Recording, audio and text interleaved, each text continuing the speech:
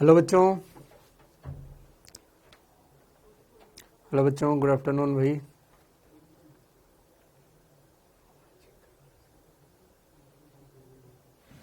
क्या आपको आवाज आ रही है अच्छे से भाई? क्या आवाज क्लियर है बच्चों?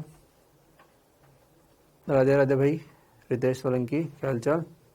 आवाज क्लियर है बच्चों? ओके, गुड गुड गुड, ठीक है। आज मैसेज भी क्लियर है। Okay, very good. चलिए ठीक है बच्चों, तो हम अपना गेम शुरू करते हैं। आई होप जहाँ तक पढ़ा है वहाँ तक पढ़ लिया आप लोगों ने, ठीक है। चलिए, तो आज जो है हम कुछ क्वेश्चंस करेंगे बच्चों, जो हमने अभी तक पढ़ा। अभी हम कुछ क्वेश्चन करने वाले हैं, आज कुछ ज़्यादा क्वेश्चन है अपने पास, ठीक है। तो आई होप आप सब रेडी हैं। क्या आप रेडी हैं अभी क्वेश्चन करने के लिए? फॉर्मूले सब क्लियर है? प्रिज्म के हमने फॉर्मूले देखे, इसके अलावा हमने पतले प्रिज्म के फॉर्मूले देखे। प्रिज्म और पतले प्रिज्म दोनों के फॉर्मूले देखे, उन पे क्वेश्चंस है। उसके आगे की कहानी फिर हम करेंगे, ठीक है। चलिए बच्चों, तो कहानी क्लियर अगर है तो क्वेश्चन आपके सामने है, अब देखें और क्वेश्चन को सॉल्व करें।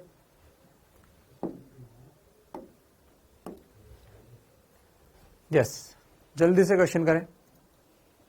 दो पारदर्शी माध्यम ए और बी है, और इन माध्यमों में प्रकाश की चाल इतनी दे रखी है। दोनों माध्यमों के लिए प्रकाश की किरण का क्रांतिक कोण कितना है? दोनों माध्यमों के लिए प्रकाश की किरण का क्रांतिक कोण कितना है? ध्यान दें। तो यहां पर हमें पता है। चलो मैं आपको पहले बात बताता हूं करना क्या होता है जब भी क्रांतिक कोण दे। और जो क्रांतिक कोण में आपको कंफ्यूजन क्या होगा कि सर म्यू नहीं दिया, क्रांतिक कोण में सर म्यू चाहिए। तो भाई साहब, मैंने आपको एक फॉर्मूला बताया कि C proportional to lambda proportional to 1/μ, ठीक है। तो इसके अनुसार अगर हम बात करें थीटा सी क्या होगा, अगर हम बात करें तो ये मैंने आपको दिखाया था साइन इनवर्स म्यू कम बटा म्यू ज्यादा। कॉमन सेंस लगाओ, साइन इनवर्स के अंदर ऊपर हमेशा कम ही आएगा, नीचे हमेशा ज्यादा ही आएगा। क्योंकि अगर ऊपर बड़ा नीचे छोटा हो गया तो भैया साइन इनवर्स का मान 1 से बड़ा हो जाएगा, जो संभव नहीं है। साइन थीटा की मान मैक्सिमम 1 होती है, तो हमेशा ऐसा ही होगा। बराबर इसको आप लिखो साइन इनवर्स लैम्डा कम बटा लैम्डा ज्यादा। अगर लैम्डा की टर्म में पूछे, या इसको लिखो साइन इनवर्स स्पीड कम, स्पीड जो भी होगी इसको अपन बोल देते हैं C1 कम बटा C1 या C2 ज्यादा। हमें कुछ भी पूछ ले, क्रांतिक कोण का फॉर्मूला एक ही है, कम बटे ज्यादा। इसीलिए मैंने आपको लिखाया था कम बटे ज्यादा। यहां एक है 1.5, एक है 2। बताओ कम कौन है? 1.5। तो थीटा सी कितना हो जाएगा? Sine inverse 1.5/2। 1.5 क्या है? 3/2। 1.5 क्या है? 3/2। तो ये हो गया साइन इनवर्स 3/4। साइन इनवर्स 3/4, 3/4 0.75 होता है। 3/4 तो फर्स्ट ऑप्शन हो जाएगा, ठीक है। 3/4 0.75 होता है, फर्स्ट ऑप्शन हो जाएगा, ठीक है बच्चों। चलिए, तो आपको घबराना नहीं है, उल्टा मत कर देना कभी। बस सिंपल सी बात है, साइन थीटा के अंदर कोई चीज आ रही है तो ऊपर छोटी आएगी नीचे बड़ी आएगी, ये फिक्स है। ऊपर छोटी नीचे बड़ी फिक्स है, क्योंकि साइन थीटा साइन इनवर्स का मान भैया 1 से बड़ा थोड़ी करोगे आप। यहां पे मान लो 2 है, नीचे 1 है, 2/1 2 हो गया। साइन इनवर्स 2 कुछ होता ही नहीं है, साइन का मैक्सिमम मान 1 होता है। इसलिए ऊपर छोटे ही आएगा नीचे बड़े आएगा, बिना सोचे समझे कर दो। क्या कर पाएंगे? नीट का क्वेश्चन था, ठीक है। 10 सेकंड में कर दिया, बहुत बढ़िया, बहुत ही सुंदर। चलिए नेक्स्ट क्वेश्चन करो। क्वेश्चन करो या देखो कि हाँ सर ये तो किया हुआ है, ये सोच के। मैंने कल आपको क्वेश्चन कराया था, क्या आप इसको समझ पाए लैंग्वेज को? इसलिए मैंने कल खुद कराया था आज मैं टाइप हुआ लेके आया हूं, टाइप करके लेके आया हूं। प्रिज्म कोण ए है, एक सतह रजतित है, मतलब सिल्वर है। प्रकाश किरणें प्रथम पृष्ठ पर 2A कोण पर आपतित होती है, दूसरे चांदी की पॉलिश वाली सतह से परावर्तन के पश्चात उसी पथ का अनुगमन करते हुए वापस लौट जाती है। तो प्रिज्म के पदार्थ का अपवर्तनांक कितना है?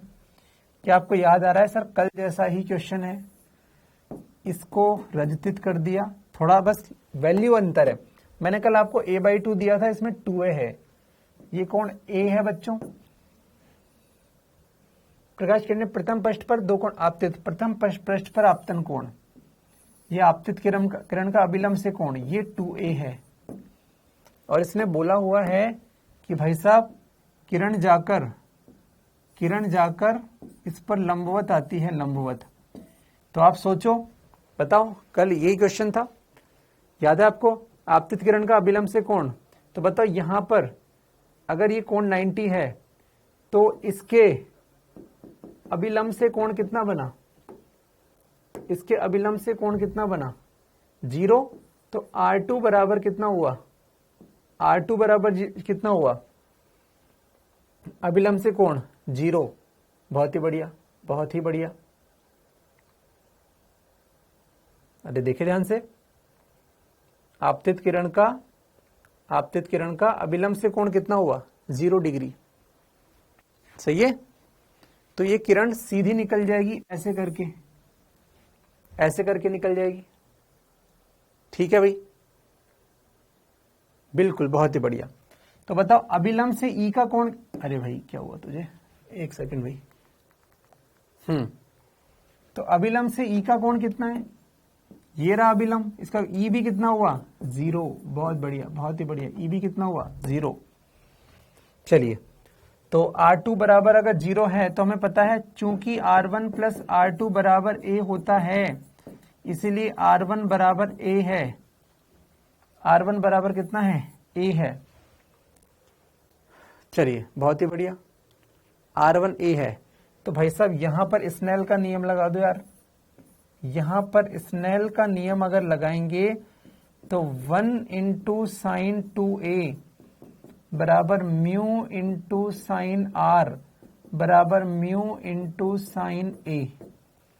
और साइन 2 थीटा का फॉर्मूला कल लगाना सिखाया था, तो ये बन जाएगा 2 साइन A कॉस A बराबर mu sine A, mu sine A। Sine A से sine A cancel, 2 cos A बराबर म्यू। तो म्यू का मान 2 कॉस A आ गया आंसर। क्या कर पाओगे? देखो लैंग्वेज पढ़ो, अच्छा क्वेश्चन था, लैंग्वेज पढ़ो। बिल्कुल सही बात है, विचलन 180 डिग्री, बहुत ही सुंदर।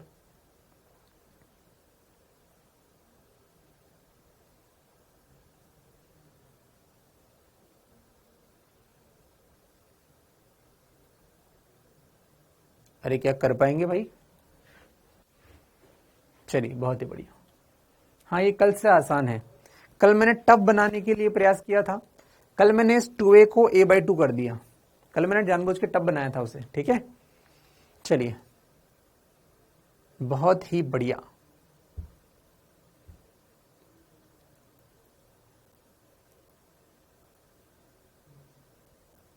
ये किरण इधर गई, इधर आई, तो वापस लौट गई, ये आपतित और ये वापस लौट गई। ठीक है, चलिए नेक्स्ट क्वेश्चन। बहुत बढ़िया, चलो करके दिखा दो कोई बच्चा मुझे, इस क्वेश्चन को करके दिखा दो मुझे। आपकी बुद्धि का परीक्षण है यहां पर, और कुछ नहीं है। ध्यान से सोचो, उसने बोला प्रिज्म के पदार्थ का न्यूनतम अपवर्तनांक क्या होगा। ठीक है, मुझे एक बात दिखी कि यार यहां तो ये ऐसे ही आएगा, 90 डिग्री पर है तो भैया इसको कोई रोक नहीं सकता। ये 90 डिग्री पर है तो ये तो ऐसे ही आना है, इसमें तो कोई शक होना ही नहीं चाहिए। 90 डिग्री पर है तो ऐसे ही है। ठीक है, ये 90 डिग्री पर जा रहा है तो इसको भी कोई रोक नहीं सकता, तो इसमें भी कोई प्रॉब्लम नहीं होनी चाहिए। यहां देखो आपतित किरण का अभिलंब से कोण, क्या ये कोण बताओ, उसने बोल रखा है ए बी बराबर बी सी। अगर ए बी बी सी के बराबर है तो भाई साहब ये कोण 45 डिग्री होगा, और ये 45 है तो ये 45 होगा, और ये 45 है तो ये भी कितना होगा, 45 डिग्री होगा। देखो ध्यान से, इस कोण पर आपतित होके वापस लौट गया, मतलब ऐसा लग रहा है कि ये क्रिटिकल एंगल हो सकता है यहां पर। तो क्रिटिकल एंगल यानी कि क्रांतिक कोण साइन थीटा सी बराबर क्या होता है, म्यू कम बटे म्यू ज्यादा। बाहर हवा है तो म्यू कम का मान 1 हो गया। तो बच्चों ध्यान से देखो, साइन थीटा सी बराबर 1 अपॉन म्यू ज्यादा। सोचो ध्यान से, अगर इसका मान, अच्छा म्यू ज्यादा का मान क्या म्यू ही हो गया, म्यू ज्यादा का मतलब है प्रिज्म के पदार्थ का अपवर्तनांक। तो ये फाइनली फॉर्मूला बन जाएगा साइन थीटा सी बराबर 1 अपॉन म्यू। तो भाई साहब म्यू बराबर कितना बन जाएगा, 1 अपॉन साइन 45, और साइन 45 1 अपॉन √2, तो आंसर कितना बन जाएगा, √2 सेकंड।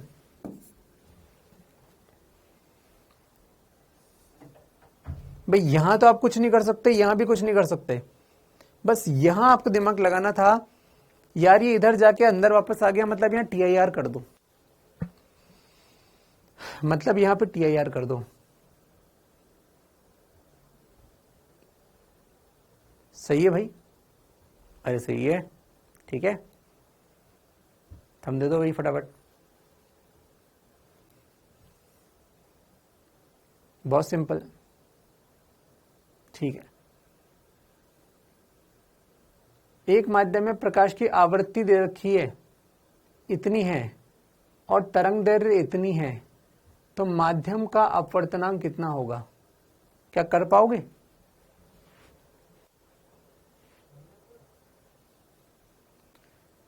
ए बी पर पॉलिश किया है, नहीं क्यों, कहां लिखा ए बी पर पॉलिश किया है, लियो पागल हो गया क्या, ए बी पर कहां लिखा पॉलिश किया है, ये तो TIR हो रहा है ए बी पर, इसलिए अंदर आ गई।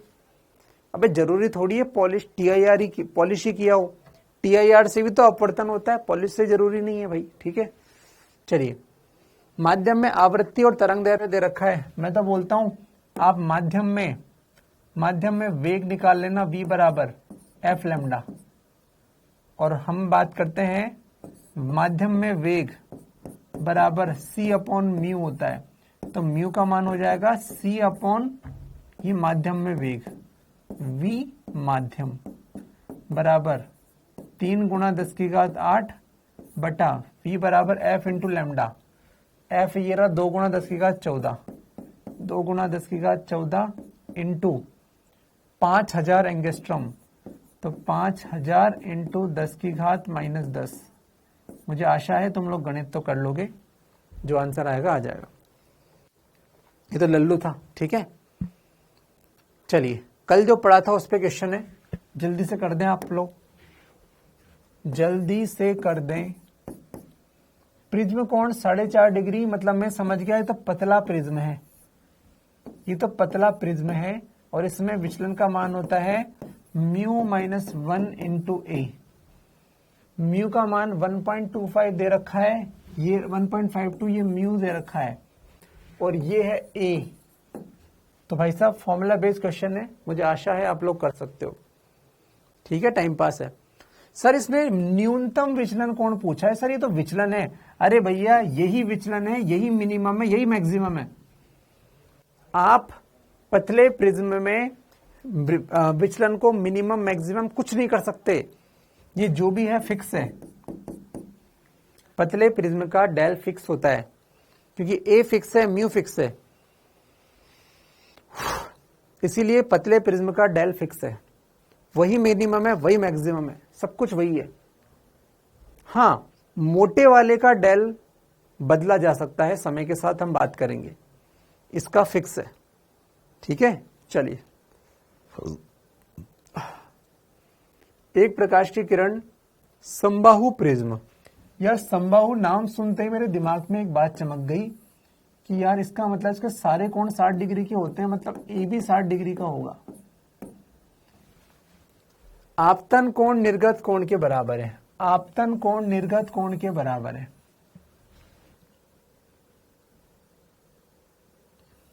आपतन कोण निर्गत कोण के बराबर है तो उसका विचलन क्या होगा? आपतन कोण निर्गत कोण के बराबर है तो वैसे हम इसे कर सकते हैं, ऐसा कोई खास बात नहीं है, ऐसा कोई खास बात नहीं है, चलो कर ही लेते हैं। हालांकि इसका एक और मेथड से मैं आपको सिखा सकता हूं इसे, पर कोई बात नहीं। मुझे समबाहु देखकर एक चीज समझ में आई कि a बराबर 60 डिग्री है। निर्गत कोण प्रिज्म कोण के 3/4 के बराबर है। निर्गत कोण का मतलब है E। कल मैंने आपको सिखाया था भैया E क्या होता है, तो E बराबर 3/4 इंटू 60 बराबर 45 डिग्री, 45 डिग्री।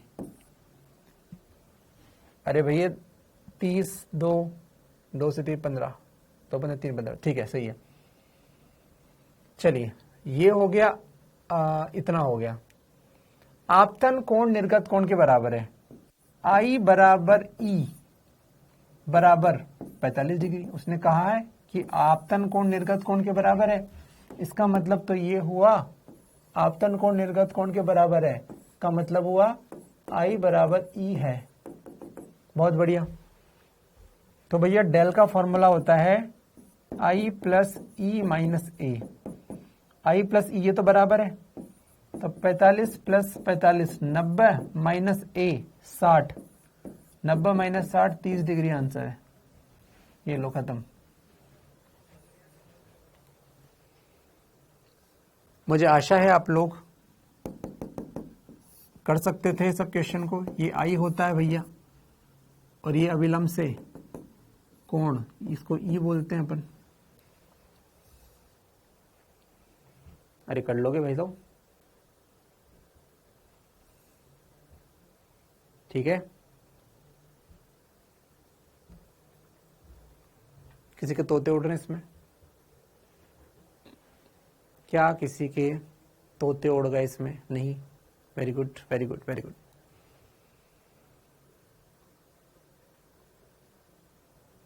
ठीक है, अब ध्यान से देखें, ये देखो ध्यान से। पतले प्रिज्म में तो जो आता है वो आंसर फिक्स है, लेकिन मोटे प्रिज्म में हम विचलन को मिनिमम कर सकते हैं। ठीक है, अब मैं एक बात लिखता हूं, ध्यान से देखना। इंपॉर्टेंट, पतले प्रिज्म में डेल बराबर म्यू माइनस 1 इंटू ए, ये फिक्स है।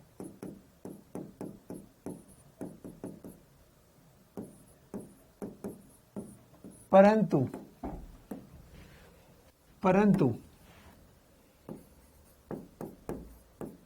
मोटे प्रिज्म में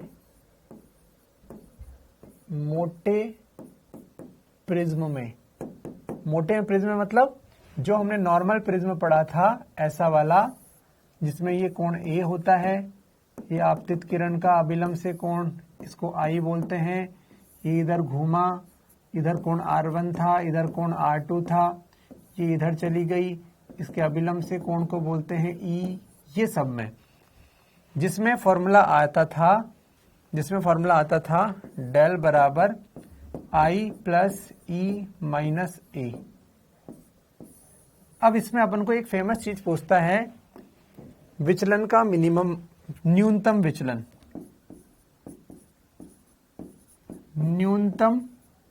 विचलन, क्यों पूछता है? क्योंकि आप ध्यान से देखो, इसका विचलन इस बात पर डिपेंड करता है कि आने वाला कोण क्या था। एक बालक ने आने वाला कोण लिखा 30, एक ने कहा 45, एक ने कहा 60, तो भैया कोई ना कोई कोण तो ऐसा होता होगा जिस पर विचलन मिनिमम आए। इस फॉर्मूले में तो आई है ही नहीं, इसलिए ऐसी बात करेंगे ही नहीं। लेकिन इस जगह पर यहां पर आई आ रहा है, मतलब आई के किसी न किसी मान के लिए विचलन मिनिमम होने की संभावना है। ठीक है, चलिए न्यूनतम विचलन, अब उसको पढ़ते हैं।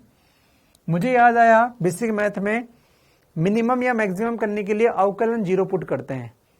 अरे मिनिमम मैक्सिमम याद है आपको, अवकलन करते हैं। तो इसके लिए हम क्या कर सकते हैं, डेल डेल का अवकलन 0 पुट करेंगे। मिनिमम या मैक्सिमम के लिए क्या पुट करते हैं, तो ध्यान से देखो, अवकलन किसका, डेल का, किसके सापेक्ष, आई के सापेक्ष। मुझे प्राप्त करना है कि आई के किस मान के लिए डेल मिनिमम होगा, तो मैंने इसका अवकलन क्या पुट कर दिया, बराबर 0 पुट किया, इसको अवकलन 0 पुट किया। चलो देखते हैं क्या होता है। तो इसका जब अवकलन करेंगे तो बताओ डी बाई डी आई, और डेल का मान कितना है, आई प्लस ई माइनस ए बराबर कितना, 0। तो बताओ आई का, अब मुझे लगता है आपको अवकलन आता है बच्चों, अवकलन आता है आपको, बताओ आई का आई के सापेक्ष अवकलन कितना होता है, 1 प्लस ई का आई के सापेक्ष कितना होगा, डीई अपॉन डी आई, और ए का, ए क्योंकि फिक्स है और फिक्स का अवकलन कितना होता है, 0 बराबर कितना, 0। इससे सॉल्व करने से आया डीई, इससे सॉल्व करने से आया डीई बराबर माइनस डी आई, इससे सॉल्व करने से आया डीई बराबर माइनस डी आई, या फिर हम बोल सकते हैं कि डीई का परिमाण बराबर डी आई का परिमाण, या इसको बोल सकते हैं ई बराबर आई होगा। ये वो कंडीशन है जब हमारा विचलन मिनिमम आएगा। कोई भी बच्चे को किसी कष्ट है, कोई कष्ट है तो मुझे बताएं। हमें मिनिमम का तरीका होता है उसका अवकलन 0 पुट कर दो यार, बताओ होता ही नहीं होता। आई का आई के सापेक्ष अवकलन 1, ई का किसका होता है, D upon D I, a fix है, फिक्स का 0 होता है, बस इसको 1 को उधर लेके गए तो डी बराबर माइनस डी आई, और सॉल्व कर लिया तो डी बराबर डी आई, तो ई बराबर आई। अरे कुछ तो बोलो,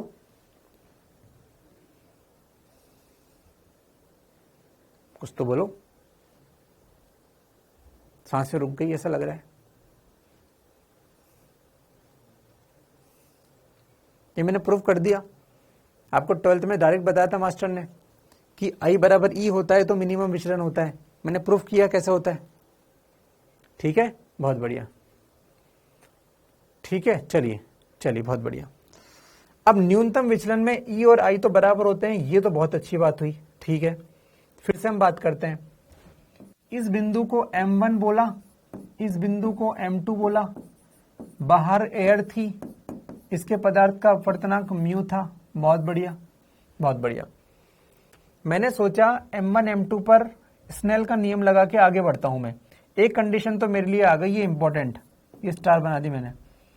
अब मैंने कहा M1 पर स्नेल का नियम लगाया, M1 पर, तो इधर कितनी थी, एयर, यानी कि 1 इंटू साइन आई बराबर म्यू इंटू साइन R1। ये समीकरण नंबर 1। और मुझे बताओ M2 पर स्नेल का नियम लगाया, M2 पर स्नेल का नियम लगाया तो क्या बनेगा, यहां पर बताओ बच्चों, म्यू इंटू साइन R2 बराबर 1 इंटू, इधर 1 है, एयर है, 1 इंटू साइन ई, तो म्यू इंटू साइन R2 बराबर 1 इंटू साइन ई, इक्वेशन नंबर 2। अब मुझे बताओ, चूंकि I बराबर E है, अतः दोनों तरफ साइन साइन लगाओ, क्या साइन I बराबर साइन E होगा, साइन I बराबर साइन E होगा, हाँ बिल्कुल होगा, साइन I भी साइन E के बराबर होगा। साइन I का मान ये रहा म्यू साइन R1, तो इसका मान यहां से लिखा म्यू साइन R1, और साइन E का मान ये रहा म्यू साइन R2, तो म्यू साइन R2 पुट कर दिया वैल्यू। म्यू से म्यू कैंसिल हो गया, साइन R1 बराबर साइन R2 आया। इससे हमें समझ में आया कि अर्थात R1 बराबर R2 होगा। कब होगा ये सब? न्यूनतम विचलन में, न्यूनतम विचलन का केस इसमें हो रहा है, ऐसा नहीं हमेशा होता है। तो मुझे समझ में आ गया R1। और अच्छा, अब मुझे बताओ, मुझे एक बात याद थी कि चूंकि R1 प्लस R2 बराबर A था, अब R1 R2 तो बराबर निकले, मतलब मैं यहां से लिख सकता हूं 2R1 बराबर A बराबर 2R2। अरे जब R1 R2 बराबर है तो 2R1 भी 2R2 के बराबर होगा। बिल्कुल बराबर, बिल्कुल सही बात है, या करके लिख दूं मैं। इसका मतलब हम लिख सकते हैं R1 बराबर R2 बराबर A/2। अरे यहां पर R1 की जगह R2 लिख दिया, क्योंकि ये तो बराबर है, तो 2R2 बन गया, वो A के बराबर बन गया, और 2R1 बन गया, वो A के बराबर बन गया। तो R1 और R2 का मान हो गया A/2। क्या सही लिखा मैंने? अरे ये दोनों बराबर हैं, R1 R2, तो इस R1 की जगह R2 पुट कर दिया मैंने। चमकी बात या तोते उड़ गए? जब R1 R2 बराबर है तो ये 2R1 बन गया, ये A के बराबर बन गया, और 2R1 2R2 के बराबर है।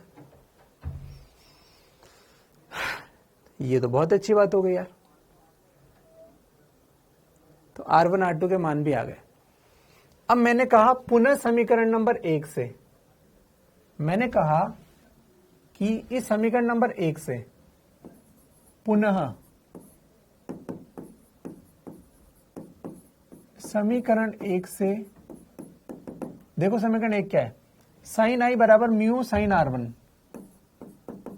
साइन आई बराबर म्यू साइन R1, साइन आई।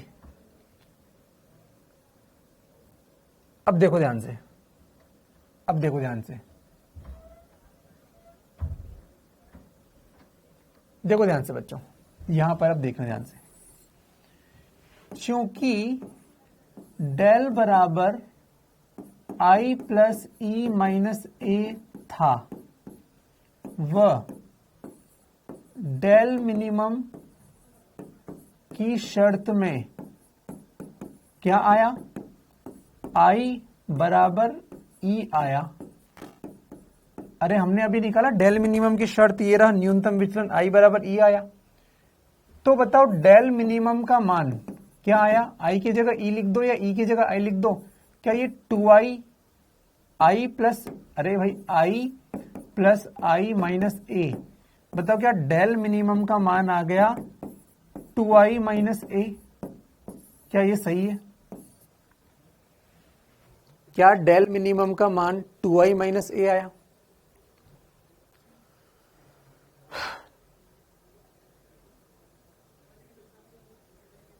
नहीं आया तुम्हें? अरे भाई कैसे लोगों, R1 R2 A/2 के बराबर आ गया, बहुत बढ़िया। ठीक है, यहां से E बराबर I आ गया, और यहां से R1 R2 A/2 के बराबर आ गया। चलिए ठीक है, अब मैंने कहा अतः चूंकि डेल बराबर I प्लस ई माइनस ए होता है, वह डेल मिनिमम की शर्त थी कि I बराबर ई हो जाए। तो भाई साहब डेल मिनिमम का मान हो गया I प्लस ई की जगह I लिख दिया माइनस ए बराबर 2i माइनस ए हो गया डेल मिनिमम का मान। मिनिमम विचलन जो हम निकालना चाह रहे थे उसका मान हो गया 2i minus A.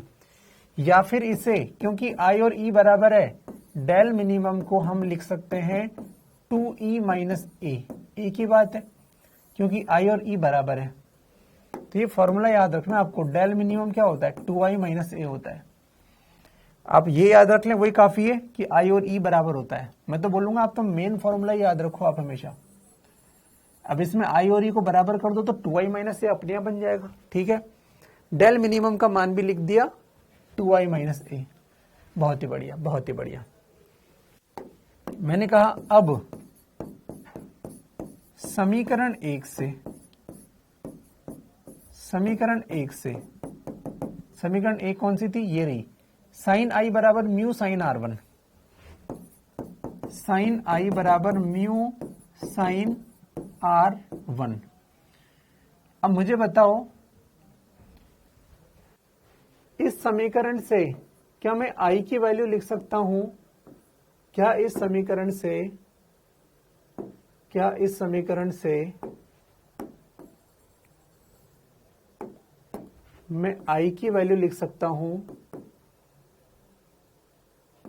Del minimum plus A upon 2? क्या इस समीकरण से del minimum plus A upon 2 लिखा जा सकता है? इसको समीकरण नंबर 3 बोल दो। चेक करो, ये A उधर चला गया, डेल मिनिमम प्लस A, और 2 नीचे आ गया अपॉन 2। तो मैंने कहा समीकरण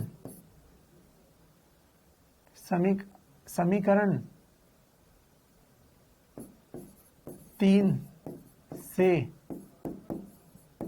I का मान रखा तो ये बन जाएगा साइन I की जगह क्या लिखा? A plus del minimum upon 2। I का मान वो रखा बराबर म्यू साइन R1 का मान क्या था? R1 का मान A/2 था, A/2 पुट कर दिया क्योंकि R1 बराबर R2 बराबर A/2 था। तो यहां से बच्चों एक फॉर्मूला बनता है, ये बनता है sine A plus del M/2। आपको ये सब याद रखने की जरूरत नहीं है, सीधा फॉर्मूला याद रखना, अपॉन ये नीचे आ जाएगा sign A/2 upon sine A/2। आपको सीधा सीधा ये फॉर्मूला याद रखना है कि प्रिज्म के अपवर्तनांक का एक फॉर्मूला ये भी होता है, sine A plus del minimum by 2 upon sine A/2। Minimum अपवर्तनांक प्लस प्रिज्म कोण बाई 2 अपॉन साइन A/2। बिल्कुल एक तरह से प्रूफ हो गया है, एक तरह से प्रूफ हो गया।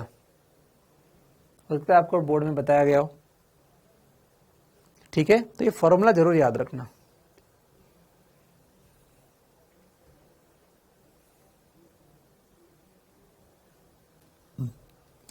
ये फॉर्मूला जरूर याद रखना।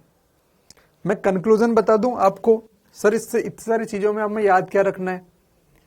कंक्लूजन बता देता हूं मैं आपको। मेन फॉर्मूले एक साथ लिख देता हूं। कंक्लूजन ये रहा कि डेल बराबर होता है I plus E minus A। यदि डेल मिनिमम की बात करें तो केस होता है, तो कंडीशन होती है पहली कि I बराबर E होगा, दूसरी R1 बराबर R2 बराबर A/2 होगा, तीसरी म्यू बराबर sine A plus del M/2 upon sine A/2 होगा, और चौथा डेल मिनिमम बराबर 2I माइनस A होगा। और एक और बात है, पांचवी बात, वो मैंने भले प्रूफ नहीं की, लेकिन अगर आप मानेंगे, क्योंकि प्रूफ करेंगे तो फिर बहुत ज्यादा प्रूफ हो जाएंगे, इसलिए मैं थोड़ा उसको स्किप कर रहा हूं। ये जो अंदर की किरण है ना बच्चों, ये इसके समांतर होती है, दोनों किरणें समांतर होती है। किरण बेस आधार के समांतर है, दोनों समांतर होते हैं मिनिमम विचलन के केस में, हमेशा नहीं, मिनिमम विचलन के केस में। डेल मिनिमम के केस में ये दोनों आधार, मतलब अंदर की किरण आधार के समांतर होती है डेल मिनिमम के केस में। डेल मिनिमम के केस में अंदर की जो किरण होती है वो आधार, प्रिज्म के आधार, ये क्या है प्रिज्म का आधार, इसके समांतर होती है। ये दोनों समांतर है, किरण आधार के समांतर है। किरण आधार के समांतर, मैं लिख देता हूं, किरण आधार के समांतर होती है डेल मिनिमम के केस में। ये फाइनल याद रखना है आपको और कुछ नहीं करना। बाकी चीज तो समझने के लिए आवश्यक थी, ताकि दिल को ऐसा ना लगे जबरदस्ती क्यों लिखा। मैं चाहता तो सीधा लिख देता, लेकिन आप रट नहीं पाते, फिर आपके दिल में विचार आता है क्यों ऐसा कर रहा हूं मैं। तो मैंने क्यू का आंसर दे दिया। अब आप कभी नहीं कहोगे क्यों, आप कहोगे हाँ सर बताइए क्या करना है। ये फाइनली याद करना है आपको।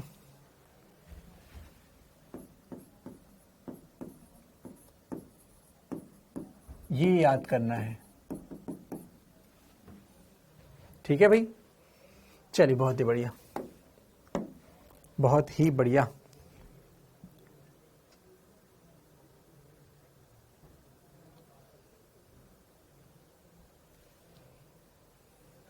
बिल्कुल, समझ के पढ़ने से जल्दी याद होता है, बढ़िया। चलो, क्वेश्चन आपके सामने। प्रिज्म का अपवर्तनांक ए है, पदार्थ का अपवर्तनांक इतना है। प्रिज्म के न्यूनतम विचलन कोण क्या होगा? आपसे पूछ रहा है डेल मिनिमम, और आपको क्या दे रखा है? अपवर्तनांक दे रखा है। तो भाई साहब, ये तो सीधा सीधा डेल मिनिमम वाला केस दे रखा है आपको। डेल मिनिमम वाला केस दे रखा है आपको, ठीक है, डेल मिनिमम वाला केस दे रखा है आपको। तो भाई साहब, बात करते हैं अपन, सॉल्यूशन करते हैं कि मुझे तो म्यू का एक ही फॉर्मूला पता है, साइन ए प्लस, देखो नीट का क्वेश्चन है, del M by two upon sine A by two. Mu बराबर क्या दे रखा है? ये दे रखा है कॉट ए बाई टू, ये दे रखा है कॉट ए बाई टू। अब मुझे बताओ, कॉट ए बाई टू को क्या मैं लिख सकता हूं? 1 upon ten A by to. अरे 1 अपॉन टेन कॉट होता है भैया, 1 अपॉन टेन कॉट होता है, और टेन थीटा होता है साइन थीटा बटे कॉस थीटा। मतलब मेन चीज तो ये दे रखी थी, बस इतनी सी। अब वो तो मैंने क्या किया, म्यू का मान दे रखा था कॉट को लिख दिया मैंने 1 अपॉन टेन, और 1 अपॉन टेन को लिखा साइन बटा कॉस, तो इसको लिख दिया साइन ए बाई टू, और कॉस ऊपर चला जाएगा, कॉस ए बाई टू। बच्चों आपको दिख रहा होगा, साइन ए बाई टू से sine A by two cancel हो गया, यहां बचा sine A plus del M by two बराबर कॉस ए बाई टू। मुझे याद आया कि साइन 90 माइनस थीटा बराबर कॉस थीटा होता है, चूंकि इसीलिए मैंने कॉस को लिख दिया साइन 90 को लिखा पाई by two minus A by to. क्या मैंने कोई अपराध किया? अरे कॉस थीटा को साइन 90 माइनस थीटा लिख दिया। अब ये साइन से ये साइन कैंसिल हो गया, ये बचा A plus del M by two, और ये बचा pi by two minus A by two. इसको आगे पीछे लेके सॉल्व किया तो ए बाई टू ए बन गया plus del M by two बराबर पाई बाई टू। इसको 2 से गुणा किया बच्चों, तो ये बन गया 2a प्लस डेल एम बराबर पाई, या डेल एम का मान आ गया पाई माइनस 2a, पाई मतलब 180 माइनस 2a, ये आंसर। इसको आगे बढ़ाया तो डेल एम का मान आ गया pi minus 2a, pi minus 2a, पाई मतलब 180 माइनस 2a, आंसर हो गया। देखो भाई, नीट का क्वेश्चन था, गणित से आप बच नहीं सकते, गणित से सोचो बच जाएंगे, ना बचना, बच ही नहीं सकते।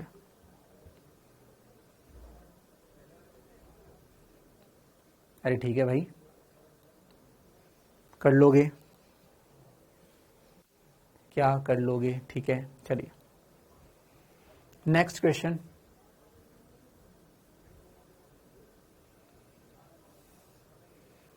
किसी अपवर्तक सतह पर प्रकाश किरण के लिए आपतन कोण का मान 45 डिग्री है, प्रिज्म कोण का मान 60 डिग्री है, न्यूनतम विचलित होती है, तो न्यूनतम विचलन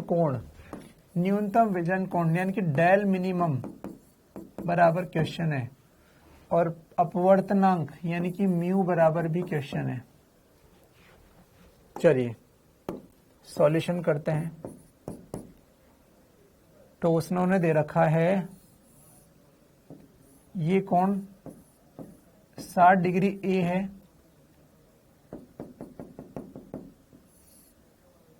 ये 45 डिग्री आई है, आई बराबर 45 डिग्री है,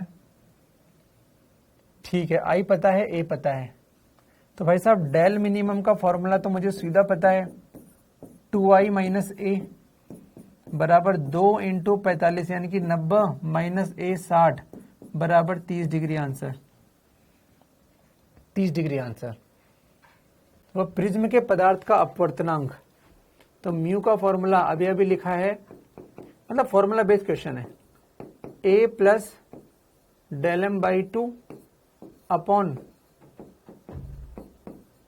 साइन ए बाई 2 बराबर साइन ए है 60, डेल मिनिमम है 30, 60 plus 30 90 by 2 upon sine A by 2 यानी कि 60 बटे 2। आई होप आप कर लोगे। ये 1/√2, ये साइन 30 1/2, सेकंड ऑप्शन √2, आंसर आएगा इसका √2। तो ये 30 और वो √2 लल्लू क्वेश्चन है बच्चों, देख लो आप, फॉर्मूले याद है तो कोई खास बात नहीं है, नीट में बहुत इजी क्वेश्चन आता है।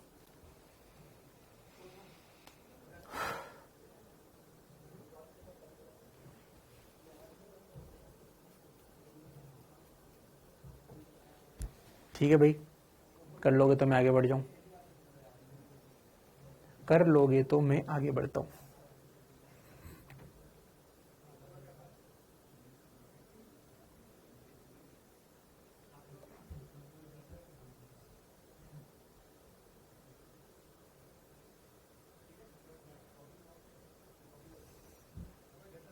चलिए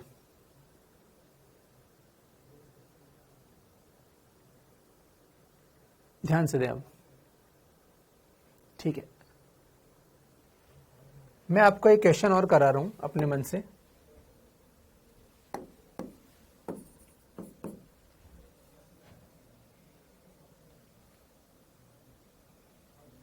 मैंने आपको कहा एक पतला प्रिज्म है, मैंने कह दिया ये पतला है और ये 8 डिग्री है, और मैंने कह दिया ये पतला प्रिज्म है, और इसके पास एक दर्पण लगा दिया, मिरर, ये दर्पण लगा दिया और ये पतला प्रिज्म है, पतला प्रिज्म है, इसका म्यू बराबर 1.5 है। कुछ नहीं बता रहा हूं, चलो छोड़ो, कुछ नहीं बता रहा। इसका कांच का बना हुआ है, ठीक है। कोई प्रकाश किरण इस पर आपतित होती है, क्षैतिज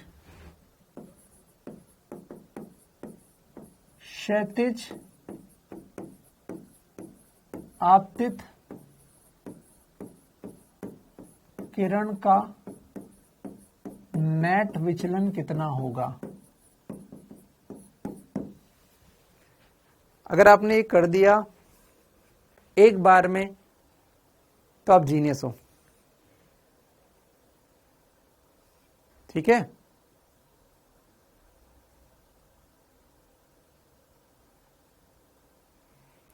अगर आपने एक बार में कर दिया तो आप जीनियस हो। मैं आपको मौका दे रहा हूं 30 सेकंड सोचने का, आप सोचें और आपको मौका मिल रहा है।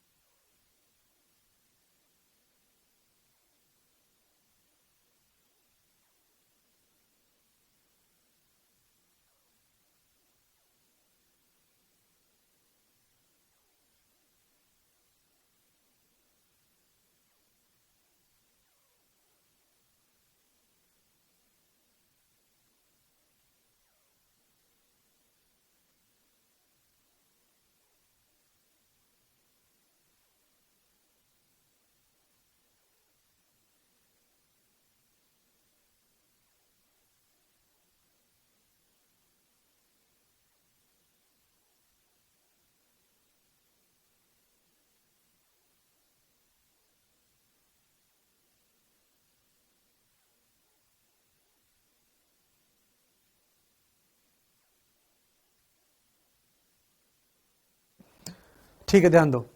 मैंने इसमें वैसे तो मैंने अगर 8 दे दिया, एग्जामिनर ने 8 दे दिया और लिखा है पतला है, तो आपको पतला ही मानना है।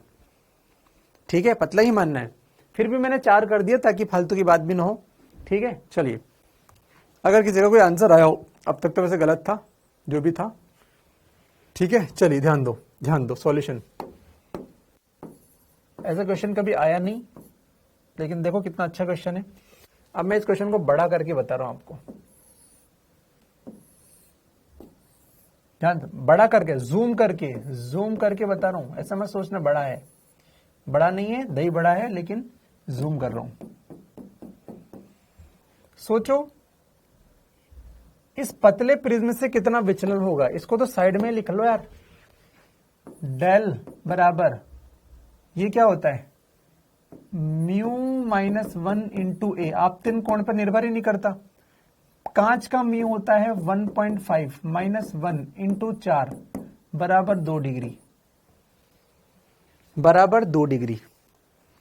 इसका मतलब इस प्रिज्म से 2 डिग्री विचलन होगा।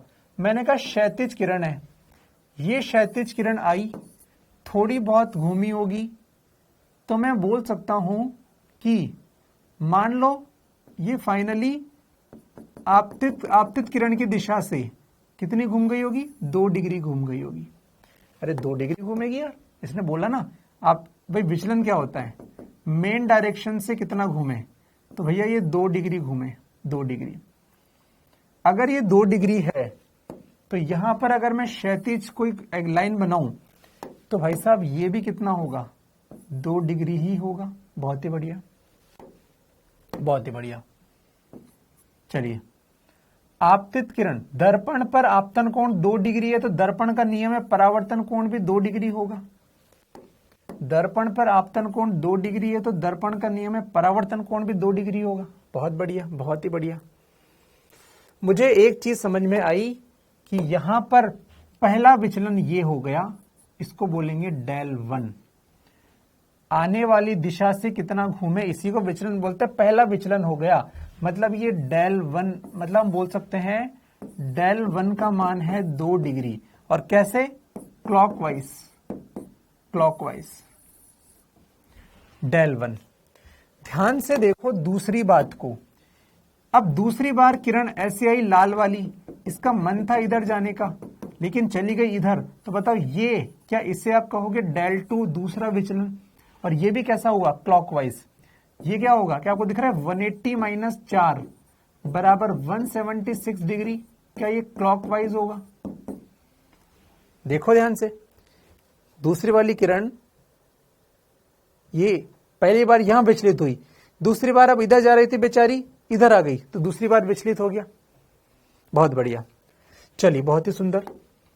मान लो अब ये इधर आके, मान लो इधर आई, तो मुझे पता है कि यहां पर ये अभिलंब है और अभिलंब से दूर हटेगी, तो क्या ये ऐसे ही आएगी? अभिलंब से दूर हटती है ना, बिल्कुल सही बात है। तो ध्यान से सोचो, इसका मन तो था हरी वाली का ऐसे जाने का, लेकिन ये चली गई ऐसे, तो क्या इसका विचलन एंटी क्लॉकवाइज हुआ डेल 3? क्योंकि ये डेल 3 विचलन प्रिज्म से हुआ है जो फिक्स है 2 डिग्री, तो डेल 3 बराबर 2 डिग्री हो गया, लेकिन ये एंटी क्लॉकवाइज हो गया। बताओ मुझे कोई दिक्कत? मुझे सोचना ही नहीं प्रिज्म से कितना होगा, फिक्स है 2 डिग्री, पतला प्रिज्म है, उसमें थोड़ी ना मैं कोण देखूंगा यहां कितना यहां कितना, फिक्स है वो तो। बस मुझे कॉमन सेंस से ये देखना था कि किधर होगा, क्लॉक की एंटी क्लॉक तो देख लिया मैंने, एंटी क्लॉक। यहां तक किसी को भी कोई दिक्कत है तो बताओ, डेल 1 डेल 2 डेल 3, एक ये एंटी क्लॉक, ये क्लॉक, ये क्लॉक।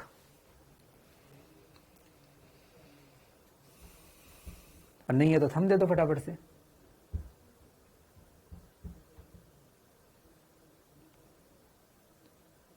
बस दर्पण ने अपना काम किया, आपतन कोण बराबर परावर्तन कोण, दर्पण ने अपना काम किया।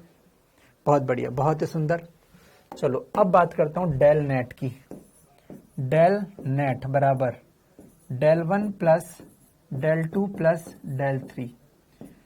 भाई साहब डेल 1 क्लॉकवाइज है, मैंने मान लिया क्लॉकवाइज को पॉजिटिव लेते हैं तो 2 डिग्री ले लिया, प्लस डेल 2 ये भी क्लॉकवाइज है 176 ले लिया, प्लस डेल 3 को माइनस 2 डिग्री लेना पड़ेगा क्योंकि एंटी क्लॉकवाइज है भैया, उल्टा हो गया, 2 से 2 कट गया, आंसर हो गया 176 डिग्री। खत्म। लल्लू क्वेश्चन था लेकिन बढ़िया से जमा के दिया था।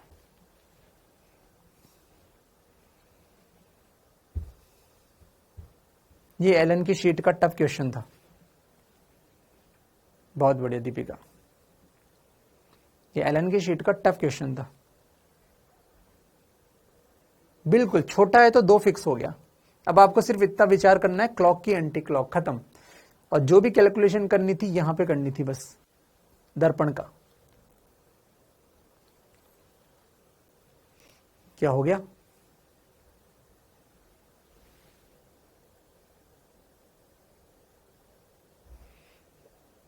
बिल्कुल सिद्धू पाजी, आपने बात सही कहा। कौन दिमाग पचाए, बिल्कुल सही कहा आपने। अरे हो गया तो आगे बढ़े भाई।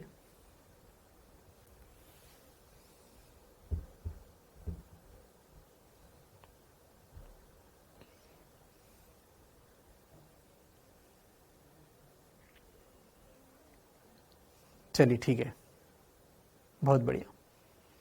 दर्पण से टकरा के इधर आ गई, मतलब 2 बार प्रिज्म से गुजरी, एक बार तो जाते वक्त, एक बार दर्पण से टकरा के वापस आते वक्त। अब तो ये भाग गई इधर परमानेंट। चलो ठीक है, ये हो गया अपने पास, ये क्वेश्चन कर लिया। नेक्स्ट टॉपिक अपना प्रकाश का वर्ण विक्षेपण, डिस्पर्जन ऑफ लाइट। प्रकाश का वर्ण विक्षेपण।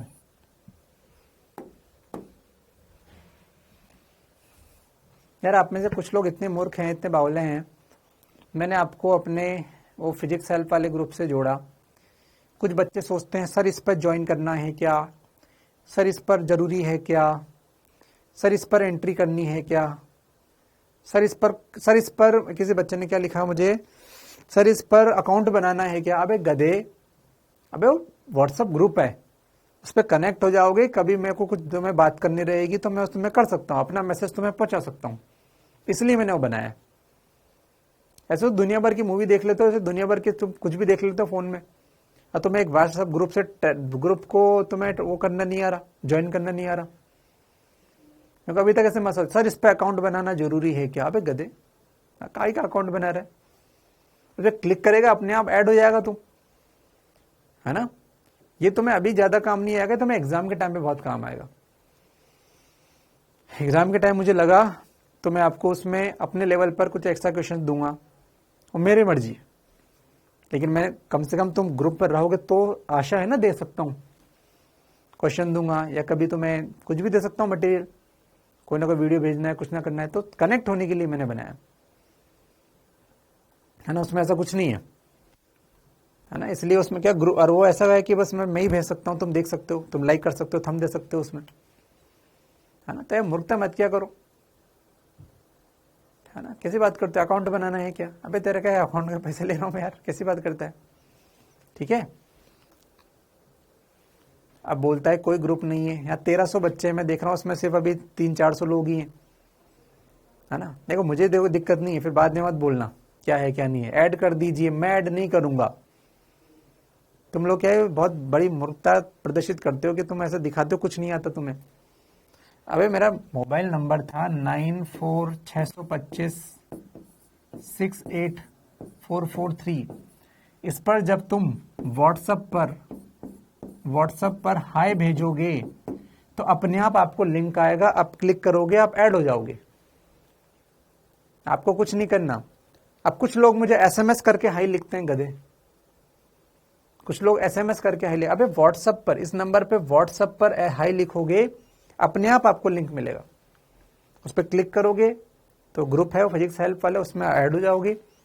कभी मैं कुछ दूंगा टेस्ट के पीडीएफ या क्वेश्चन तो उस पर मिलते हैं, ठीक है। आएगा वो, पहली बार में आता है, पहली बार में मैसेज करोगे तो 9462568443। कॉल मत करना भाई, कोई भी कॉल किसी का आया हो सीधा ब्लॉक। काफी लोग ब्लॉक हो गए, फिर पूछते हैं हम ब्लॉक क्यों हो गए, अभी तूने गलत कॉल किया। ये सिर्फ इस ग्रुप पे जाने का तरीका है और कुछ नहीं है। आपको कॉल वॉल कुछ नहीं करना, नहीं तो आप सीधे ब्लॉक हो जाओगे। मैंने काफी लोगों को ब्लॉक भी कर दिया है। अब कोई बच्चा बोल रहा है लिंक नहीं आ रही, तो हो सकता है तू ब्लॉक हो गया हो, अब मुझे नहीं पता, है ना। तो ठीक है ना, मैंने ब्लॉक कर दिया कुछ लोगों को, अब उनको मैं ढूंढ नहीं सकता भाई वापस से कि अनब्लॉक करूं, वो हो गया जो हो गया। तो जो ब्लॉक नहीं हुए हैं वो ध्यान रखें, ठीक है। चलिए ठीक है, चलिए हम आगे बढ़ते हैं। प्रकाश का वर्ण विक्षेपण, इसको इंग्लिश में बोलते हैं डिस्पर्जन ऑफ लाइट।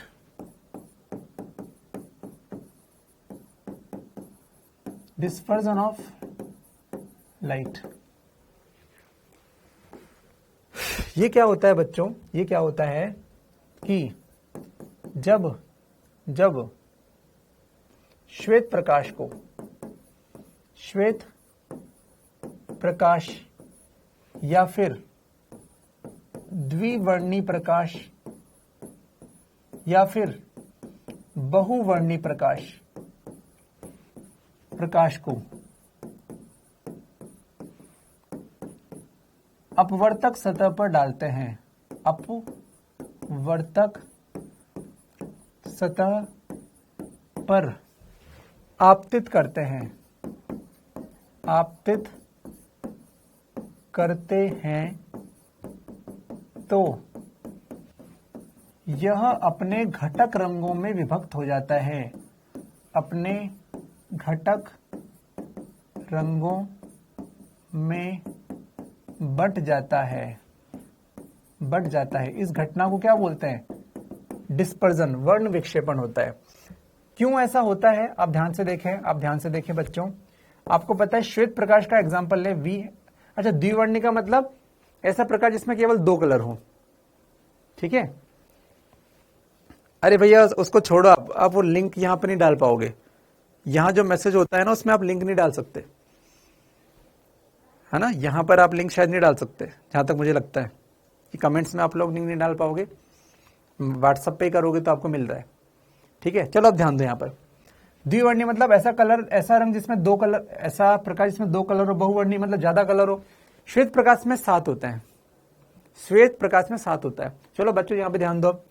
श्वेत प्रकाश में 7 होता है, VIBGYOR, विबग्योर।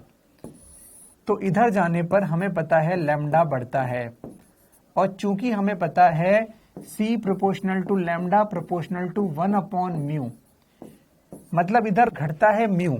इसका मतलब हर रंग का, और इधर म्यू क्या होगा, घटेगा। लैम्डा प्रोपोर्शनल टू 1/μ, जिधर लैम्डा बढ़ेगा उधर म्यू घटेगा। अर्थात हर रंग का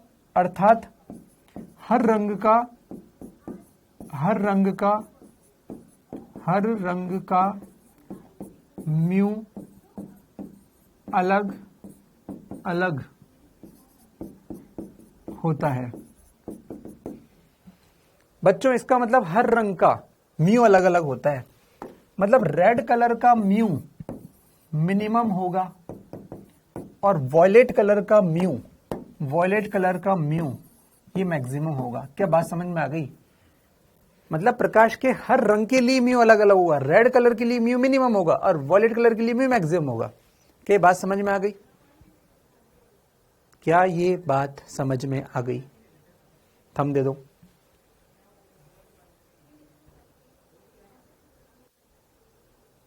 अगर ये बात चमक गई है कि हाँ सर सही बात है, इधर लैम्डा बढ़ता है और lambda proportional to 1 upon mu, तो म्यू घटेगा। बहुत बढ़िया। अब ध्यान से देखना, अब ध्यान से देखना, अब ध्यान से देखना।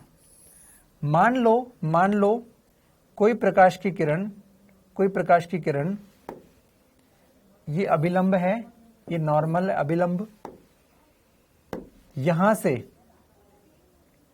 से ये हवा से, एयर से यहां पे गई किसी आपतन कोण आई पर, ये प्रकाश की किरण, इधर माध्यम का अपवर्तनांक म्यू है। तो भाई साहब जब ये इधर जाएगी तो इसका मन होगा इधर जाने का, लेकिन ये ऐसे घूम जाएगी, ऐसे घूम जाएगी। मान लो इसका अपवर्तन कोण आर है, तो बताओ स्नेल के नियम से हम क्या लिखेंगे?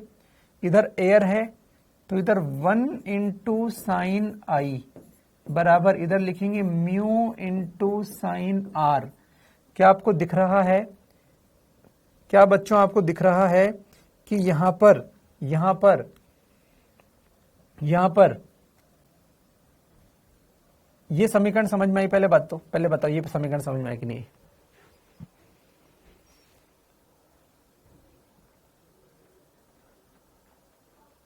अब मुझे बताओ यहां से चलो मैं इसको इधर लिखता हूं, मैं थोड़ा इसको इधर लिखता हूं, इसी बात को अपन बात करते हैं, समझना ध्यान से, थोड़ा बड़ा बना के लिखते हैं। मान लो मैंने यहां पर, ये अभिलंब है, यहां पर ये अभिलंब है, यहां से श्वेत प्रकाश भेजा, श्वेत प्रकाश, श्वेत प्रकाश, श्वेत प्रकाश में एक कलर के 7 कलर, 7 कलर। क्या सातों कलरों के लिए म्यू आई का मान कांस्टेंट है? हाँ सर। यहां क्या है? यहां तो एयर है, और यहां क्या है? यहां माध्यम है, यहां माध्यम है जिसका अपवर्तनांक म्यू है। बहुत ही बढ़िया, बहुत ही बढ़िया यार। तो यार स्नेल नियम जब यहां पे हम लगाते हैं, यहां पर जब हम स्नेल का नियम लगाते हैं तो हम लिखेंगे 1 इंटू साइन आई बराबर mu into sine R. R क्या है?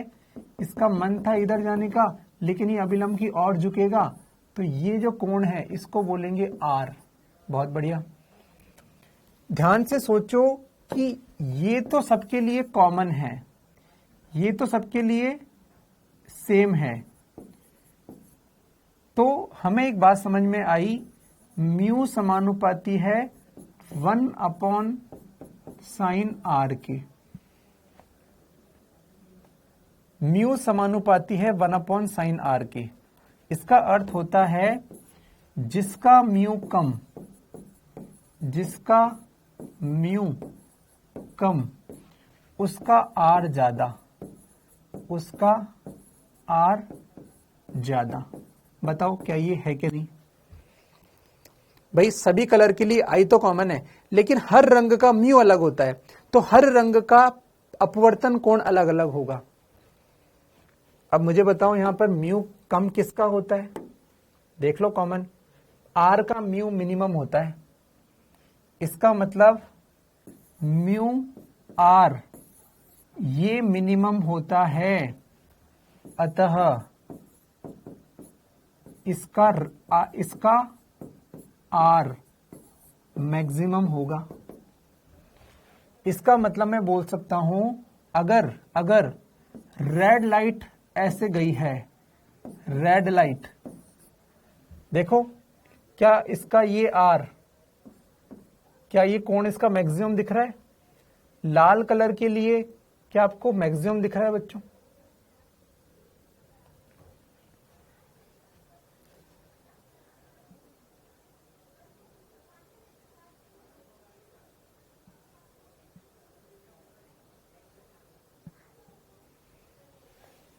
सिद्धू पाजी आपके आंसर दिया जाएगा, ध्यान दो ध्यान दो ध्यान दो,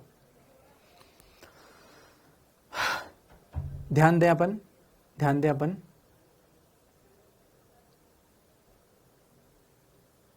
ध्यान दें बच्चों, ध्यान दें। म्यू किसका गुण होता है? माध्यम का। सिद्धू पाजी ने कहा सर म्यू तो माध्यम का गुण होता है, बिल्कुल सही बात है, लेकिन माध्यम में हर रंग का लैम्डा अलग अलग होता है। समझो इस बात को, आपका प्रश्न बिल्कुल सही है, उस बात को समझने का प्रयास करें। सर ये तो माध्यम का गुण है। माध्यम का गुण क्या है? रेड लाइट माध्यम में आई, रेड लाइट माध्यम में आई तो इस माध्यम ने लाल कलर के चलन, लाल कलर के लिए सबसे कम रुकावट पैदा की, जबकि वॉयलेट लाइट आई तो उसके लिए ज्यादा रुकावट पैदा की। माध्यम ने की है, माध्यम का ही गुण है भाई साहब। माध्यम जो है उसको कहा गया, भाई म्यू क्या होता है? माध्यम द्वारा लाइट के रास्ते की रुकावट। क्योंकि लाइट के हर कलर का लैम्डा अलग अलग होता है, और हर कलर का लैम्डा अलग है तो हर कलर का रुकावट भी अलग है। जो पैदा कौन कर रहा है? जो माध्यम कर रहा है, लेकिन किसके लिए कर रहा है? अलग अलग कलर के लिए कर रहा है। इसलिए हर कलर का, जिस प्रकार हर कलर का लैम्डा अलग अलग होता है, उसी प्रकार हर कलर का म्यू भी अलग अलग होता है। आई समझ में? भाई आप तो ऐसे तो बोल सकते थे सर प्रकाश के 7 रंग सेम वेलोसिटी से चलते हैं तो सबका लैम्डा अलग अलग क्यों होता है? अबे लैम्डा अलग अलग होता है यार, क्योंकि उनका कलर अलग अलग होता है। तो जिस प्रकार इनका लैम्डा अलग अलग है, उसी प्रकार इनका म्यू भी अलग अलग होता है।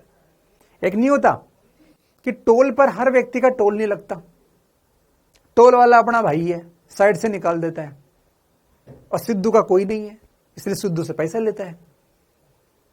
तो भैया टोल है सरकारी, लेना चाहिए था सबसे, लेकिन टोल वाले की मुझसे बनती है, मुझसे नहीं लेता। सिद्धू से नहीं बनती, सिद्धू से लेता है, बाकी लोगों से सबसे लेता है। ले वही रहा है, लेकिन मुझसे कुछ नहीं ले रहा, तुमसे पूरा ले रहा है ना। उसी प्रकार से माध्यम लाल कलर के लिए विचलन नहीं करता जातू भैया। क्यों? क्योंकि इसका लैम्डा सबसे ज्यादा है। आया बात समझ में? चलिए, तो हमने कहा ध्यान दो बच्चों। मुझे बताओ, मैं एक बात कहूं, ये पाथ क्या है? क्या ये ओरिजिनल पाथ है? क्या ये ओरिजिनल पथ है? हाँ ये सर ओरिजिनल पथ है। बहुत बढ़िया, बहुत ही। एक मिनट यार, मैंने फोटो गलत बना दिया। मैंने फोटो, ये रेड को ध्यान दो, गलत मतलब ठीक है, गलत नहीं है, थोड़ा सा वो करना पड़ेगा। इस कलर को व्हाइट कलर को जाना चाहिए था इधर, लेकिन ये घूमेगा अभिलंब की तरफ।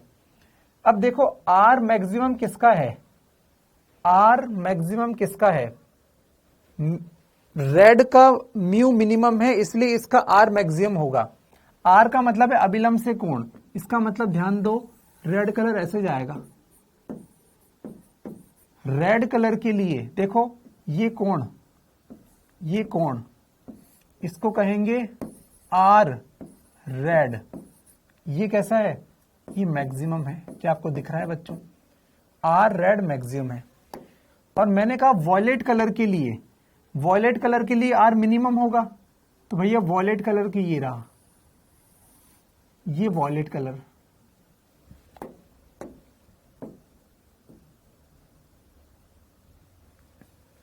मैं इसको चेंज कर देता हूं, नहीं तो ये ना ही गड़बड़ करेगा। अभिलंब का रंग हरा कर दो, ये एन अभिलंब, ठीक है। तो वॉयलेट कलर का अभिलंब से कोण, क्या इसको आर वॉयलेट लिख दें?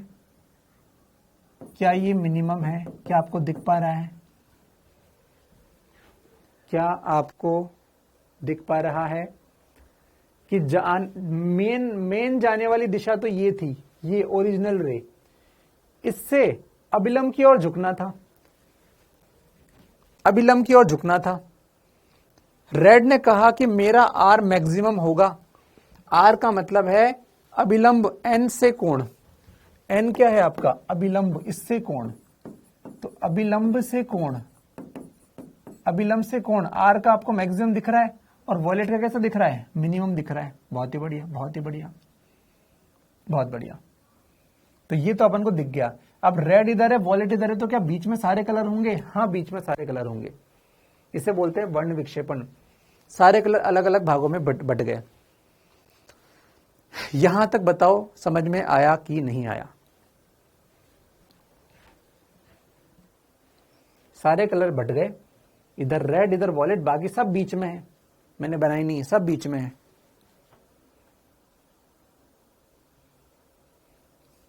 अरे आ गए भाई। आर कहां से देखते हैं? अभिलंब से देखते हैं। तो अभिलंब से आर देखो, रेड लाल का कोण मैक्सिमम है, वॉलेट का मिनिमम है। चलिए, विचलन क्या होता है? विचलन होता है ओरिजिनल पाथ से कितना आगे पीछे गया। क्या आपको दिख रहा है वॉलेट का विचलन मैक्सिमम है? ओरिजिनल पाथ से कितना भटका, ये डेल वॉलेट, डेल वॉलेट यानी कि वॉलेट का विचलन मैक्सिमम है। ओरिजिनल पाथ से कितना भटके, इसे बोलते हैं विचलन। तो डेल वी मैक्सिमम है व डेल आर मिनिमम है।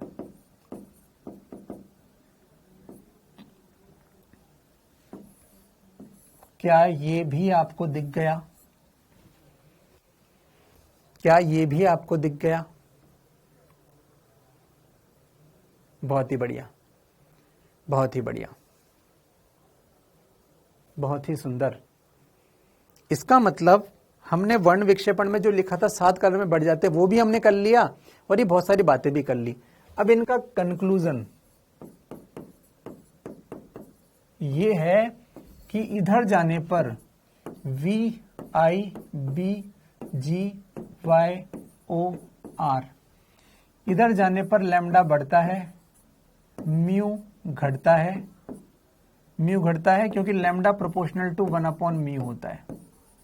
अच्छा, विचलन क्या हो रहा है? देखो, रेड का विचलन मिनिमम है, मतलब विचलन घटता है, विचलन घटता है, विचलन घटता है। और क्रांतिक कोण थीटा सी, क्रांतिक कोण, क्रांतिक कोण बताओ। पहले बता चुका हूं मैं आपको पहले बता चुका हूं। यहां पर बताओ क्रांतिक कोण कैसे लिखोगे? क्रांतिक कोण का मान कैसे लिखोगे? थीटा सी क्या होता है? थीटा सी होता है साइन इनवर्स n कम यानी कि 1/n ज्यादा यानी कि म्यू। तो बताओ, इधर अगर म्यू घटता है, अगर इधर जाने पर म्यू घटता है तो 1/म्यू बढ़ेगा, और 1/म्यू बढ़ेगा तो क्रांतिक कोण बढ़ेगा। हमने आपको पहले बता दिया था, लाल कलर का टीआर सबसे लास्ट में होता है, वॉलेट का पहले होता है। इधर क्रांतिक कोण बढ़ता है, रेड का क्रांतिक कोण सबसे ज्यादा होता है। तो ये सब कुछ आपको याद होना चाहिए।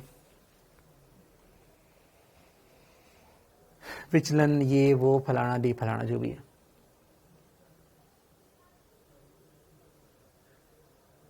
अरे हाँ ना बोलो भाई, है ना? ये कर चुके हैं हम क्रांतिक कोण वाले क्वेश्चन। बहुत बढ़िया। तो ये बातें हमारी हो गई। नेक्स्ट है बच्चों, प्रिज्म से वर्ण विक्षेपण। प्रिज्म से वर्ण विक्षेपण। भाई, वर्ण विक्षेपण की डेफिनेशन में दिखो, आपको अपवर्तक सतह पर आपतित करते हैं। तो अपवर्तक सतह तो कोई भी हो सकती है। अरे भैया, अपवर्तक सतह तो कोई भी हो सकती है। तो क्या प्रिज्म भी अपवर्तक सतह हो सकती है? हाँ, प्रिज्म भी अपवर्तक सतह हो सकती है। तो बिल्कुल अपवर्तक सतह प्रिज्म होती है। तो प्रिज्म से बात करते हैं यार हम लोग। देखो ध्यान से, ये प्रिज्म,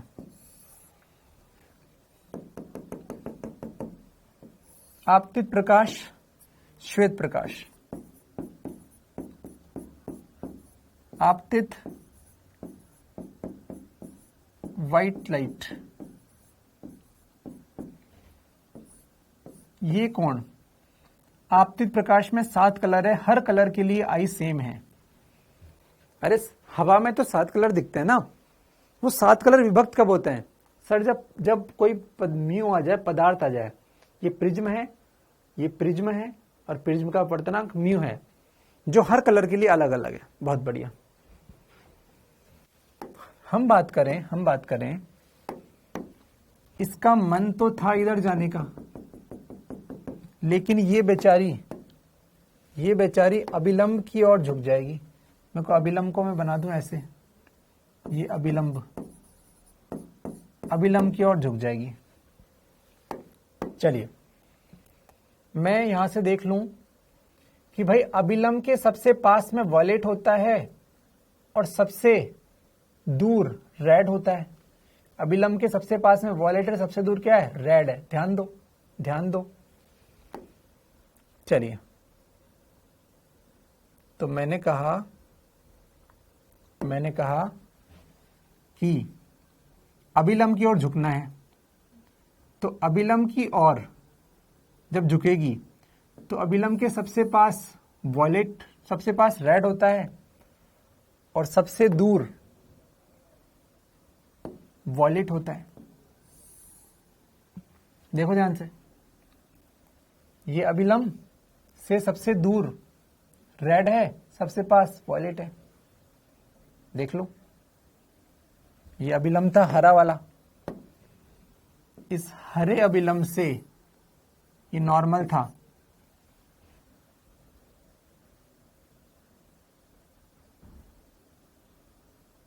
अरे सही है भाई। चलिए अब देखो, यहां पर देखो, यहां पर इस सतह पर भी उल्टा कर दिया मैंने। कहां उल्टा किया?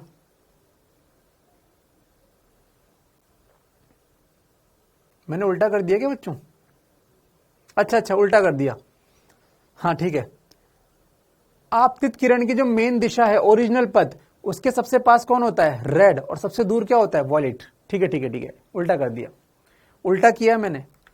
आपतित किरण के, ये देखो आपतित किरण, ये पहले व्हाइट थी और इसको मैंने ये येलो टाइप का बना दिया। इसके सबसे पास क्या थी? रेड, और इससे दूर कौन थी? वॉलेट। देखो ध्यान से, उल्टा कर दिया, बिल्कुल सही बात है, उल्टा किया मैंने।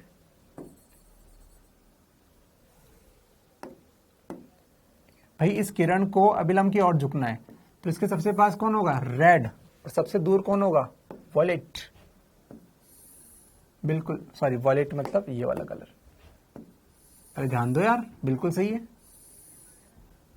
मैंने बता दिया यार। कॉन्सेप्ट ही अप्लाई करना है। देखो ध्यान से,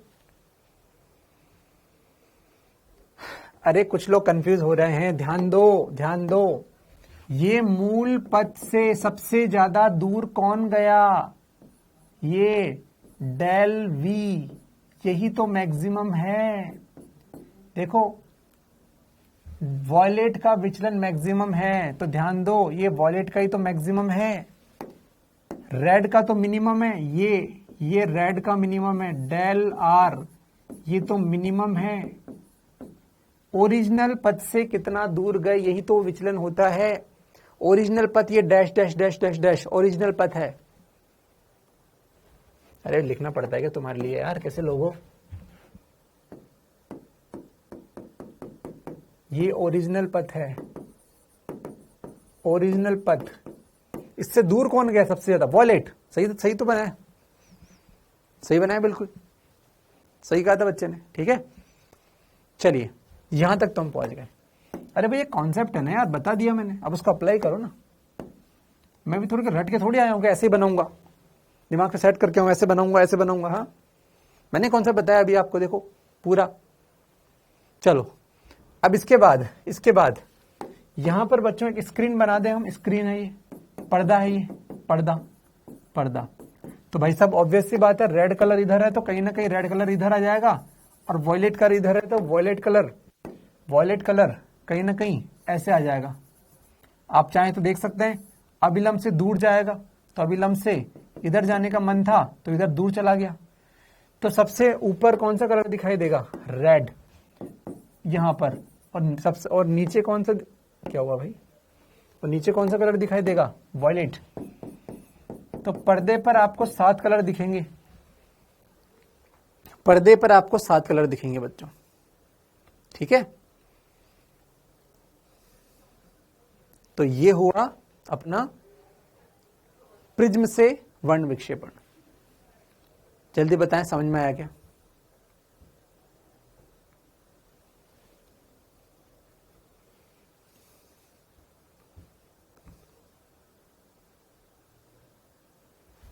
जल्दी बताओ भाई। डेल वॉयलेट मैक्सिमम है और डेल रेड मिनिमम है। आपको दिख भी रहा है, वॉयलेट का कोण ये रहा और ये रेड का कोण ये रहा, ठीक है भाई। चलिए, अब यहां पर एक बच्चों एक वर्ड आता है कोणीय वर्ण विक्षेपण। आप देखो ध्यान से, एक वर्ड होता है कोणीय वर्ण विक्षेपण। कोणीय वर्ण विक्षेपण का मतलब है सबसे ज्यादा कोण, बताओ सबसे ज्यादा कोण पर कौन गया? वॉयलेट। सबसे कम पर कौन गया? रेड। वॉयलेट और रेड के बीच में ये जो कोण होता है इसे बोलते हैं कोणीय वर्ण विक्षेपण। इसको बोलते हैं कोणीय वर्ण विक्षेपण, इसको बोलते हैं डेल। तो एक शब्द में लिखता हूं यहां पर, कोणीय वर्ण विक्षेपण। ये क्या होता है? ये होता है del V minus del R। Violet और रेड के कोणीय विक्षेपण का अंतर, या फिर अपन बोले वॉयलेट और रेड के बीच में जो विक्षेपण कोण है वो है कोणीय विक्षेपण। सारा अपन ने सही लिखा है, आप थोड़ा दिमाग लगाना। सारा अपन ने सही लिखा है, आप थोड़ा दिमाग लगाना, ठीक है। चलिए, तो बच्चों ये क्या डिफाइन करता है? ये del V minus del R होता है, ठीक है। वॉयलेट और रेड के मध्य जो कोण होता है उसे बोलते हैं कोणीय वर्ण विक्षेपण। मैं लिख देता हूं, वॉयलेट व रेड के मध्य कोण को बोलते हैं कोणीय वर्ण विक्षेपण। ये आ गया इतना, बिल्कुल सही है। अब कहा हमें पूछता है पतले प्रिज्म के लिए, पतले प्रिज्म के लिए आप डेल का मान बताओ। ये हमें क्वेश्चन पूछता है एग्जामिनर। हमें नीट के सिलेबस में, नीट के एग्जाम में ये क्वेश्चन पूछा जाता है पतले प्रिज्म के लिए बताओ। हालांकि हम सबके लिए बता सकते हैं, पूछता है पतले के लिए, कोई दिक्कत नहीं है। बताओ पतले प्रिज्म के लिए डेल का मान क्या होता है? डेल का मान क्या होता है पतले के लिए? तो मैं फॉर्मूला लिख दूं पतले के लिए, म्यू माइनस 1 इंटू ए। तो बताओ डेल V क्या होगा? Sir mu V minus 1 into A को लिख दो ए। अरे भैया प्रिज्म तो एक ही है ना। और बताओ डेल R कितना होगा? तो ये होगा म्यू R माइनस 1 इंटू ए। अरे मेरे भाई, प्रिज्म अगर पतला हो तो भैया ये कोण तो फिक्स है ना, लाइट आएगी वो 7 कलर में विभक्त हो जाएगी। तो ये तो कॉमन है ना, सेम है ना सबके लिए, ए तो सेम है, सबका म्यू अलग अलग होगा, हर कलर का म्यू अलग अलग होगा। तो ये लिख देंगे। तो पता पतले प्रिज्म के लिए डेल का मान कितना लिखोगे? लिख दो इसका मान, mu V minus 1 into A minus mu R minus 1 into A. इसको सॉल्व करोगे तो आपके पास आंसर आएगा डेल बराबर mu V minus mu R, mu V minus mu R into A. ये आपको याद रखना है कि कोणीय वर्ण विक्षेपण कितना होता है, डेल।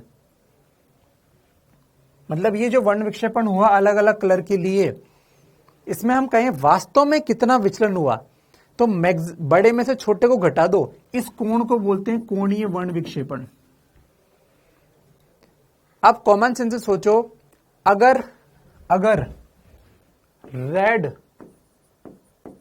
और वॉयलेट के बीच में कोई कोण है तो हमें बीच में बाकी कलर भी दिखाई देंगे। अगर रेड और वॉयलेट के बीच में कोण है तो हमें बाकी कलर भी दिखाई देंगे। और अगर रेड और वॉयलेट समांतर हो जाएं तो डायरेक्ट एक साथ हमारी आंखों में रेड भी पड़ रहा है, वॉयलेट भी पड़ रहा है, तो बताओ हमें रेड और वॉयलेट दिखाई देगा या व्हाइट दिखाई देगा? कारण समझो, अगर रेड और वॉयलेट में कोई कोण है तो दोनों आंखों पर अलग अलग टाइम पे आएंगे, अलग अलग आएंगे, तो हमें रेड भी दिखेगा, वॉयलेट भी दिखेगा। लेकिन रेड कलर और वॉयलेट कलर आंखों में साथ में आए, इसका मतलब बाकी कलर भी आ गए, रेड और वॉयलेट आ गए, तो हमें क्या दिखाई देगा? व्हाइट। और वर्ण विक्षेपण का मतलब क्या होता है? सात कलर में टूटना। तो अगर ये दोनों रेड और वॉयलेट साथ में आंखों में आए तो हमें क्या दिखाई देगा? वॉयलेट दिखाई देगा। इसीलिए वर्ण विक्षेपण को कैसे डिफाइन किया कि यार रेड और वॉयलेट के बीच में एंगल कर दो।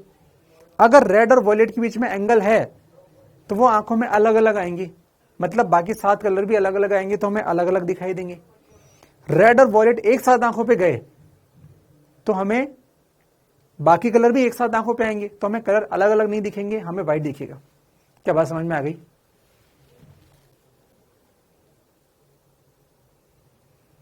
क्या बात चमक गई तुम्हें कि कोणीय वर्ण विक्षेपण को ऐसा ही क्यों बनाया? क्या तुम्हें बात चमक गई भाई? ठीक है, बहुत बढ़िया।